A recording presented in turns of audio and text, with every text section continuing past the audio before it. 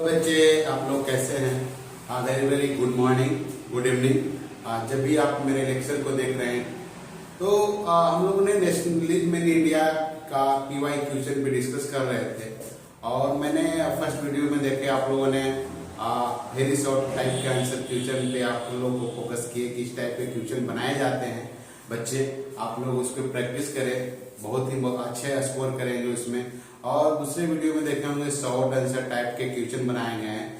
तीसरे वीडियो में आज लॉन्ग टाइप का क्वेश्चन तो वही रहते हैं, अप्रोक्स वही क्वेश्चन रहते हैं, लेकिन उसको डिस्क्राइब करना होता है, उसको थोड़ा सा बड़ा करना होता है, अपने भाषा में अपने शैली में बनाकर उसको लिखे कि द पॉइंट अगर आपको माइंड में है उस टाइप का क्वेश्चन तो आप उसको आगे डिस्क्राइब करें, लॉन्ग करें। लॉन्ग टाइप क्वेश्चन का मतलब ये होता है, मार्क्स का वैल्यू होता है, इसमें 5 मार्क्स 3 मार्क्स 1 मार्क्स के इस टाइप का क्वेश्चन बनाए जाते हैं। और नेशनलिज्म इन इंडिया से क्वेश्चन हम तो बार बार बोल रहे हैं कि गांधी जी से रिलेटेड, नॉन वायलेंस से रिलेटेड और आपको नॉन कॉर्पोरेशन डिसमेंटमेंट, मतलब तरह तरह का इसमें मूवमेंट आया जो कि हम लोग एक एक चीज पे डिस्कस करके आगे आप लोग को एक टीचर बताने जा रहे हैं। तो देखिए आज का फर्स्ट क्वेश्चन क्या है। फर्स्ट क्वेश्चन है कि what was the impact of the first world war on economic condition in India. Economic condition पूछ रहा है इंडिया के बारे में। हम पहले भी आपको लेक्चर जब बना के दिए, वीडियो बना के दिए हम लोग, तो उसमें ध्यान दिए होंगे इंडिया के इंडिया का इकोनॉमिक के बारे में पूछ रहा है। इंडिया का इकोनॉमी का बारे में बाबू आपसे क्वेश्चन पूछ रहा है, ठीक है। इकोनॉमी के बारे में क्वेश्चन, किस टाइप का इकोनॉमिक फर्स्ट वर्ल्ड वॉर। आपको ध्यान देना होगा कि फर्स्ट वॉर कब से कब लड़ी गई है, 1914 टू 1918 तक ये तो युद्ध लड़ी गई थी, लेकिन ये वार लड़ी गई थी। लेकिन इसमें उस समय नेशनलिज्म इन इंडिया और नेशन के लिए कुछ फ्रीडम के लिए भी काम होने लगा था हमारे इंडिया में। गांधी जी के बारे में आप लोग जानते हैं, बहुत अच्छे से जानते हैं।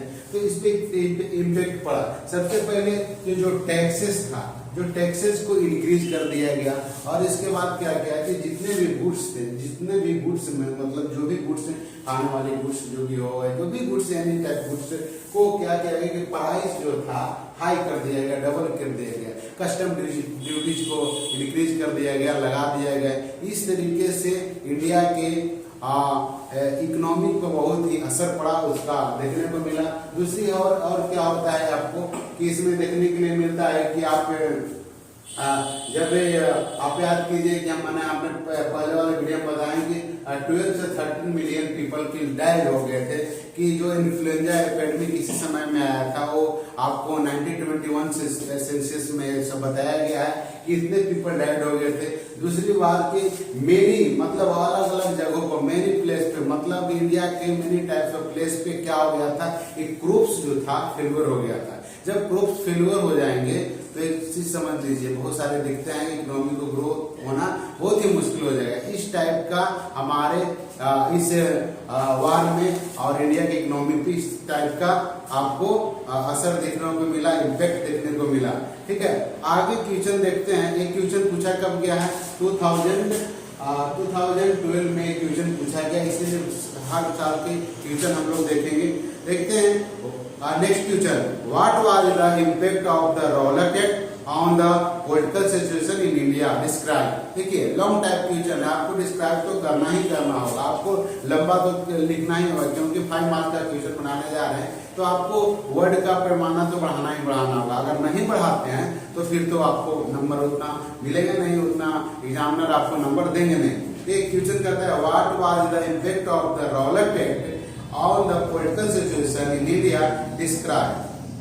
सबसे पहले तो देखिए कि और जब रॉलेट एक्ट हुआ था, रॉलेट एक्ट हुआ कब था, 1919 में रॉलेट एक्ट हुआ था। जालियांवाला बाग हत्याकांड, मछली के आप लोग नाम सुनने होंगे। उस हत्याकांड में क्या हुआ था, रॉलेट एक्ट जो लाया गया था, रॉलेट एक्ट जो लाया गया था, वो रॉलेट एक्ट क्या हो रहा था कि ऑल पार्टी, जितने भी पार्टी हमारे मूवमेंट पार्टी बना रहे थे उस समय, वो क्या करने लगे कि हड़ताल पे चले गए। लोग जगह जगह पे ऑर्गेनाइज करके हड़ताल पे चले गए, मतलब जगह जगह पर हड़ताल करने लगे। दूसरी क्या करने लगे कि आप लोग को जगह जगह पे शॉप को बंद कर दिया गया, स्टॉप द शॉप को बंद कर दिया गया। अगर वैसी जगह है जहाँ ब्रिटिश मूवमेंट है वहां पे लोगों ने हड़ताल करना स्टार्ट कर दिया। इस तरीके से लिकर शॉप पे बंद कर दिया गया। यहाँ इवन यहाँ तक आप लोगों को नॉन कॉर्पोरेशन बताएंगे, फॉरजन जो भी गुड्स था उसको हम लोग बाइकआउट करने लगे। ठीक है, सिविल सर्विस के लिए अलग अलग जगहों पर लोग बाइकआउट करने लगे। इस टाइप के क्या होगा कि रॉलेट रेट का प्रभाव पड़ा, रॉलेट रेट का इम्पैक्ट पड़ा। एक क्वेश्चन आपको 2013 में पूछा गया है, ये आया है क्वेश्चन सीबीएसई द्वारा राज्य किया गया, पूछा गया। आगे क्वेश्चन देखते हैं, explain the idea of Gandhi ji regarding Satyagraha in 5 point भी लिखने के लिए आपको पूछेगा, 6 पॉइंट भी लिखने के लिए आपको बोलेगा। ठीक है, अब हम बोल रहे हैं कि लॉन्ग टाइप फ्यूचर है। एक क्वेश्चन जो है आपको लॉन्ग टाइप फ्यूचर है। जब लॉन्ग टाइप फ्यूचर रहेगा तो 5 मार्क्स तो आना ही आना है, 5 मार्क्स तो आना ही आना है।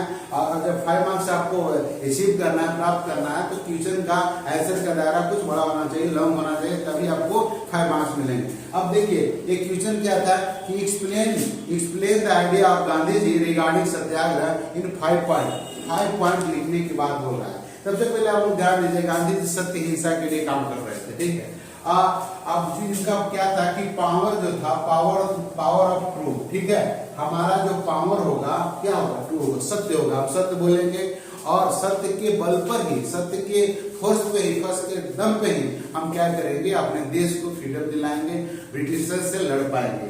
यहाँ कहने का मतलब है। अब इसमें और क्या जाएगा कि हम लोग फिजिकल फोर्सेस नहीं करेंगे। ठीक है, फिजिकल फोर्सेस से हम लोग किसी को मतलब मार पीट वो सब करना नहीं, फिजिकल फोर्सेस नहीं हम लोग देंगे किसी पे। और क्या होगा कि जब ट्रूथ नॉन वायलेंस करके, माने कि कोई चीज को नॉन वायलेंस करके ही हम लोग क्या करेंगे कि उसका क्या करेंगे कि हम लोग उसका जवाब देंगे, उसका आंसर देंगे। इस तरीके से पॉइंट आपको डिस्क्राइब करना है। सत्याग्रह का मतलब ये होता है सत्य हिंसा। सत्याग्रह का मीनिंग अगर देखा जाए, सत्याग्रह का मान लिया जाए गांधी जी का मेन उद्देश्य था कि पावर द ट्रूथ, सत्य हिंसा के मार्ग पे चल के नॉन वायलेंस करते हुए अगर किसी भी बैटल को, किसी भी अचीवमेंट को पाना है तो हम लोग नॉन वायलेंस करेंगे। अगर नॉन वायलेंस के दम पे अपना करते हैं, ऐसे ही नहीं देखे होंगे आप लोग चौरी चौरा का मसले देखे होंगे जो 21 पुलिस में उस समय गांधी जी ने बैक कर दिया था अपने मूवमेंट को। इस टाइप का उनका कहना था कि सत्य हिंसा, पावर द ट्रूथ के दम पे आगे बढ़ेंगे, नॉन वायलेंस। किसी भी बैटल को, किसी को विन करना है तो हम लोग नॉन वायलेंस तरीके से विन करेंगे।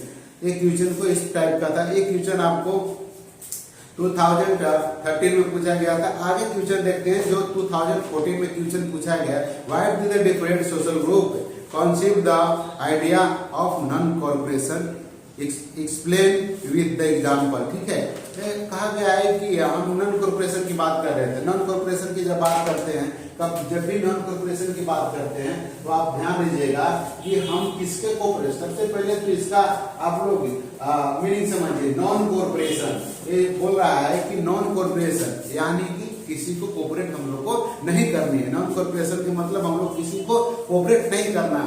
किसको कोऑपरेट नहीं करना है, ब्रिटिशर्स का कोऑपरेट नहीं करना। तो जब ब्रिटिशर्स का कोऑपरेट नहीं करना है तो सबसे पहले देखा जाए कि जितने भी पार्टी थे, जितने भी मतलब ऑर्गेनाइज तरीके से पार्टी लोग ये कर रहे थे, तो उस तरीके अपोज के ब्रिटिशर्स को अपोज कर रहे थे, उनको बाइकआउट कर रहे थे। तो सबसे पहले हम लोग आप लोग को बताए होंगे कि हम लोग क्या कर रहे थे कि गुड्स को क्या कर रहे थे, जितने भी फॉरेन गुड्स था उसको बाइकआउट कर रहे थे। सिविल मान लीजिए कि सिविल जो भी सर्विस में थे, नौकरी कर रहे थे, आर्मी हो गया, पुलिस हो गया, डॉक्टर हो गया, लॉयर हो गया, जितने भी लोग थे क्या कर रहे थे, उसको बाइकआउट कर रहे थे कि ब्रिटिशर्स को बाइकआउट करना है। बताया जाता है कि 1000 स्टूडेंट या उससे भी अधिक स्टूडेंट को बताया जाता है कि स्कूल जाना लोग बंद कर दिए थे, स्टॉप कर दिए थे। लॉयर लोग अपना प्रैक्टिस करना बंद कर दिए थे, पुलिस लोग अपना काम करना बंद कर दिए, टीचर लोग अपना पढ़ाना बंद कर दिए। किसके बाइकआउट में? हम लोग को ब्रिटिशर्स के बाइकआउट में नॉन कॉर्पोरेशन करना है। आप एक चीज समझ सकते हैं, कोई ना कोई तो जरूर ऐसा होगा क्या चंद लोग, कुछ टाइप के लोग, सम टाइप के लोग आके ब्रिटिशर्स आके हमारे देश को अपने अंडर में कर लिया, ऐसा नहीं हो। कुछ तो हमारे इंडियन भी उसको सहयोग कर रहे होंगे। ठीक है, इस टाइप के क्वेश्चन को तो हम लोग नॉन कॉर्पोरेशन की बात करते हैं तो हम लोग कॉर्पोरेशन न करना है, ब्रिटिशर्स को कॉर्पोरेट नहीं करना है, इस टाइप के एक क्वेश्चन को बनाना है कि नॉन कॉर्पोरेशन करना है। आपको ये याद होगा कि ये भी आपको याद होगा कि 1920 में आपको जब इलेक्शन हुआ था पॉलिटिकल, वहां पे एक्टिविटी देखा गया कि गलत एक्टिविटी था ब्रिटिशर्स को, इसका भी अपोज किया गया। सारे पार्टी जितने भी मिडिल क्लास लोग थे वो पार्टिसिपेट इसमें किए और इसको सक्सेस किए। आगे देखिए क्वेश्चन को 2015 में पूछा गया, describe the development which lead the launching of non corporation movement. देखिए फिर नॉन कॉर्पोरेशन मूवमेंट को तो बात ही मत कीजिए, नॉन कॉर्पोरेशन मूवमेंट को तो छोड़ना ही नहीं है। हो सकता है क्वेश्चन ना जाए, इस टाइप का क्वेश्चन बनाता है। एक क्वेश्चन पूछा गया है 2015 में, क्या पूछा गया, नॉन कॉर्पोरेशन के बारे में। आप याद कीजिए, उसका डिस्क्राइब करना है तो सबसे पहले याद कीजिए, अगर नॉन कॉर्पोरेशन की बात होता है तो सबसे पहले गांधी जी क्या करते हैं कि 1960 में क्या करते हैं कि चंपारण मूवमेंट क्या करते लाते। ये चंपारण मूवमेंट था क्या, ये चंपारण मूवमेंट ऐसा था कि चंपारण मूवमेंट में बाबू जबरदस्त तरीके से प्रेस देके यहाँ के फार्मरों को इंडिगो प्लांटेशन के लिए बोला जाता है। आप लोग को पता होगा, जब आप इस चैप्टर को पढ़ रहे होंगे तो एक 3 कट्ठिया पढ़ाता था 3/20, मतलब अगर 1 बीघा की जमीन है, 30 कट्ठा जमीन आप है तो 3 कट्ठा के इंडिगो प्लांटेशन आपको करना।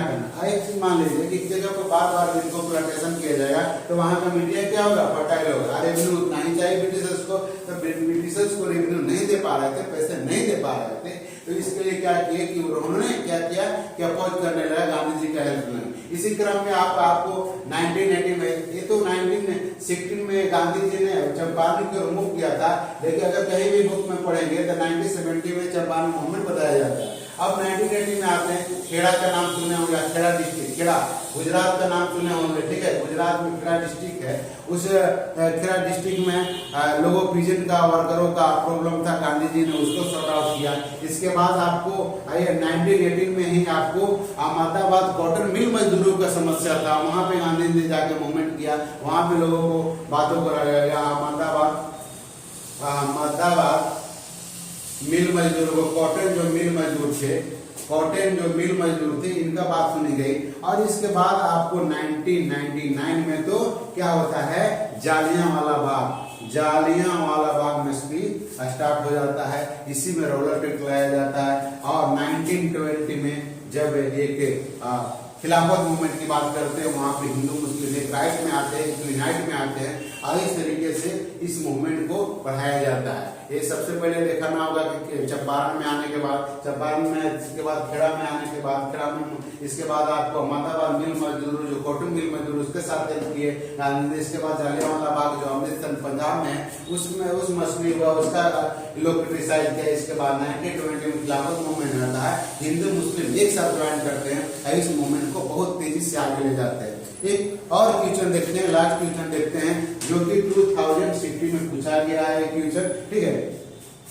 बताए, why did Mahatma Gandhi find salt a powerful symbol that could unit of nation, explain. देखिए हम बता रहे थे आपको, साल्ट मार्च की बात कर रहे थे, ठीक है, साल्ट मार्च की बात कर रहे थे। साल्ट मार्च जो कि साबरमती से स्टार्ट किया गया था, दांडी तक आपको रनिंग किया गया था, और लगभग बताता है लोग कि 300 किलोमीटर के आसपास उससे अप्रोक्स ही, और 78 वॉलंटियर के साथ ये साल्ट मार्च स्टार्ट किया गया था। किनके द्वारा स्टार्ट किया था, गांधी जी के द्वारा स्टार्ट किया गया था। इसको देखते हैं हम लोग। बताता है कि आपको पढ़े होंगे कि 78 वॉलंटियर के साथ गांधी जी ने ये मार्च को स्टार्ट किया। 78 वॉलंटियर, ठीक है, स्टार्ट किए।